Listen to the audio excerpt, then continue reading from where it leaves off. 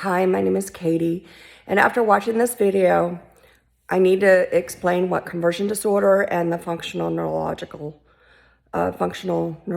disorder is. I have conversion disorder. I was diagnosed a little over 5 years ago.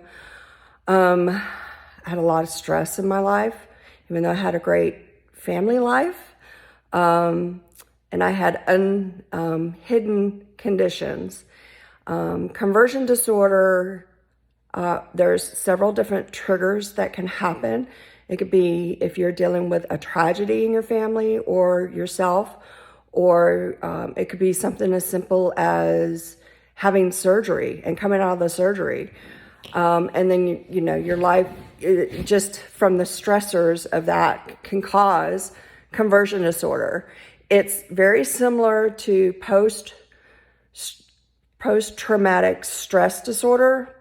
The difference is you're not dealing with wartime. You're not dealing with being in the military. So conversion disorder is diagnosed as non-military. So with me, mine is neurologically very similar to the young girl that was in the film, this video. I wanted to come out and explain, because she's not faking. A lot of people have their own thinking that, this film is fake and all that. No, I started with me. It happened overnight, but I was building up stressors for years. I had 2 bad domestic violent marriages, where the first one, he tried to get me to abort my son. And then the second, he tried to kill my son. That was 2. So those stressors, I still deal with them. I still deal with reliving issues, just like post-traumatic stress disorder. Conversion disorder are stressors of something that they're reliving from in stress. Also, other things can trigger it. The news. There's nothing good on the news, so don't watch it. If somebody talks about tragedy of somebody else, I ask them, if they start talking that way, I ask them not to, express what's going on, because I can't handle it. Let me leave the room so you guys can talk how you want to talk. I was passing out over 30 times a day. I couldn't even lift my arms up, even just this. And I was passing out. I was dropping to the floor. I lost the ability to walk for over 8.5 months. And it took that test that they were showing on this film. I know that they're trying to express FND, but that is not how they really test. You have to go under a long period of time of EEG, and that's where they put the leads on your head. You're watched 24/7. And the test is a week long. You're in the hospital for a week long. And the doctors are watching over you. The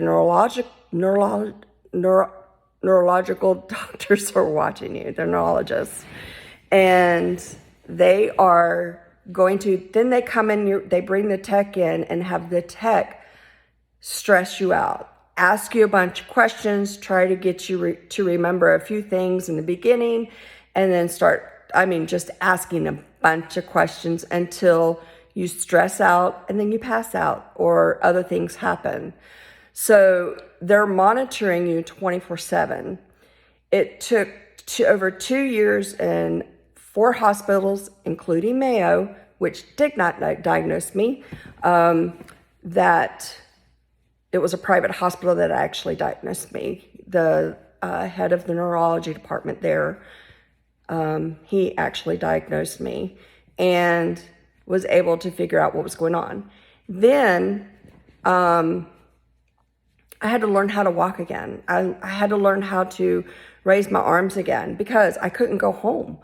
In that type of vegetable state, even though I'm aware and I'm awake, I mean, there was times I'd pass out and my eyes be wide open, but I can't move.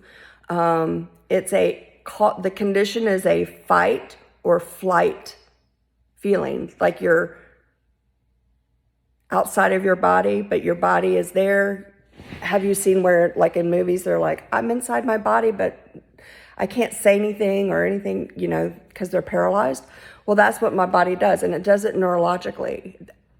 Because of the EEG test, and they also have heart monitors on you to measure your heart when you're going through the testing. So they're testing, even though the test is for epilepsy, they figured that this test actually helps to figure out if you have conversion disorder or not. And when they were testing me with the leads of my heart, they found another condition, which is called neurocardiogenic syncope. All that means, it's a long couple of words. What that means is that my brain doesn't tell my heart what to do in stress times. It gets confused. It starts sending mixed signals. Then it sends mixed signals, and then my heart sends mixed signals to the brain. The next thing you know, I pass out. So in order for that test, they do a tilt table test. They inject medication in you to rev your heart up. And they put you on this bed, strap you in. It's not like not like where they're strapping your arms down. They are strapping you down, but they're just taking a belt, strapping you here and strapping your legs so you can just stay in the position that you need to stay in. It's not like torment kind of strapping, if you know what I mean. So they injected me, but the doctor said, I'm going to use the old medicine that we used to use, but it's very expensive. But he got it. He was able to get it because they're a private hospital, and he was able to get it on my test. I mean, that medication that they used on me it cost over $4,000. So he goes, we need to test you, because every time that I had a tilt table test, they were testing me with a new medicine, and it wasn't giving the right responses to what they were seeing from the EEG and monitoring my heart. So they used the old medicine, and when they did, and the tech he only brings the table up for about, I think it was a 45 degree angle. All of a sudden I started getting hot, and I just didn't feel good. My stomach getting nauseous. And the next thing I know, I was passed out. I passed out. I was out for 15 minutes. So what that means is that my heart is slow, especially when I sleep. The numbers go down to 50 to 40s. And during the day that I'm awake, the highest it would be in the 60s, if I'm lucky. So with all that said, all of that encompasses underneath the functional neurological disorder.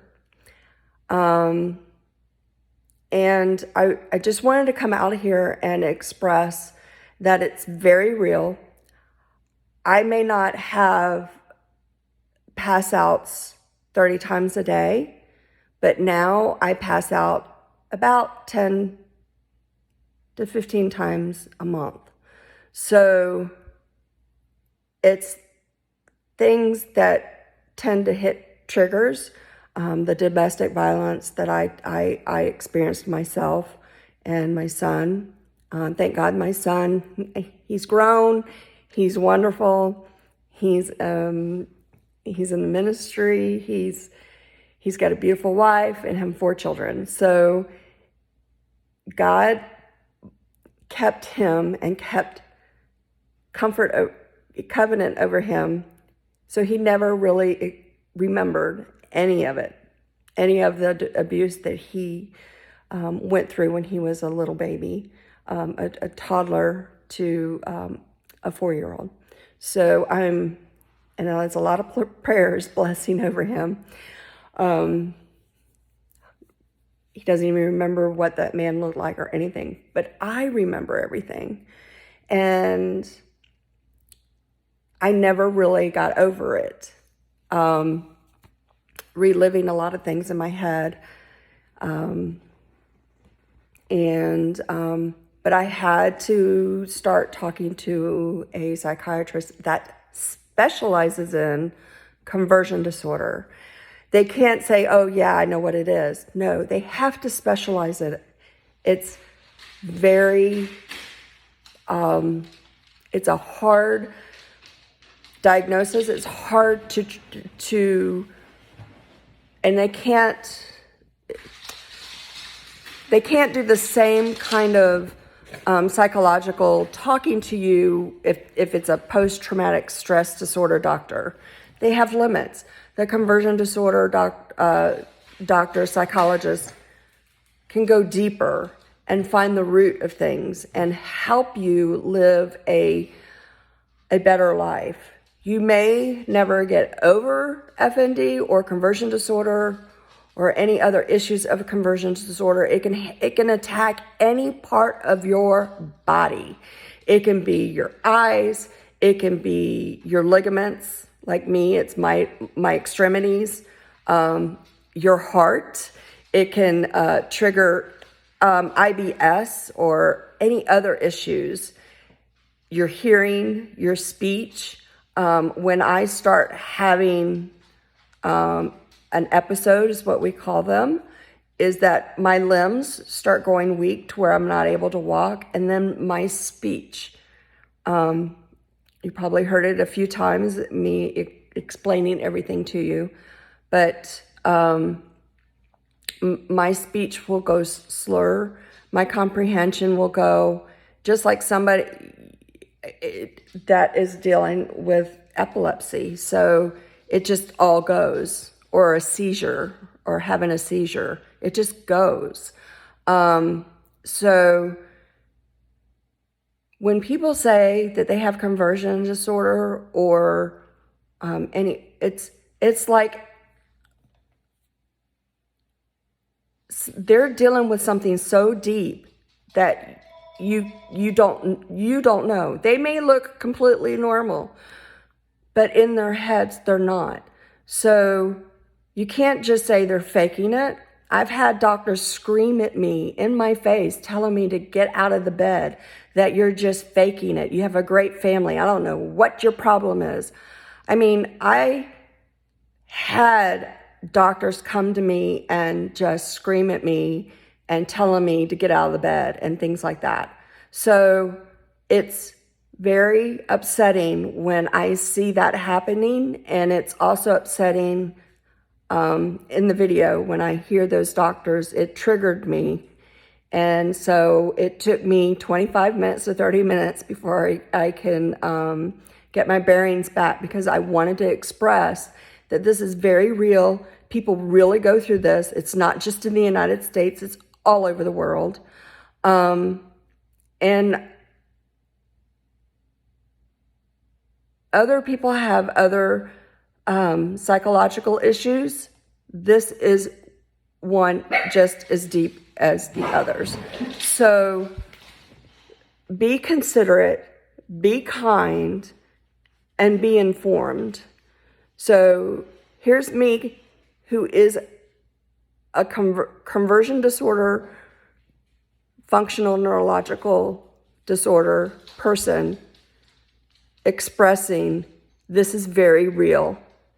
And if you ever have questions or want to know more about FND, there is a group out there called Functional Neurological Disorder.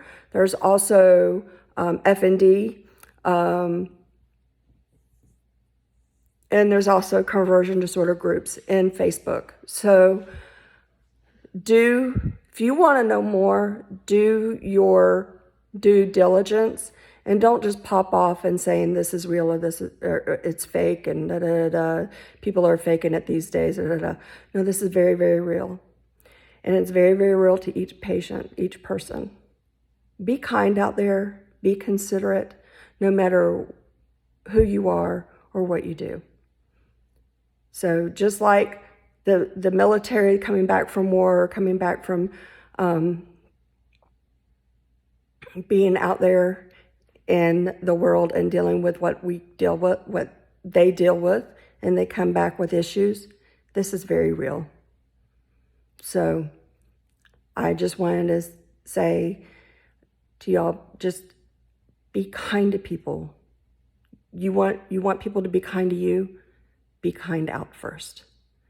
So I hope this helps somebody, and thanks.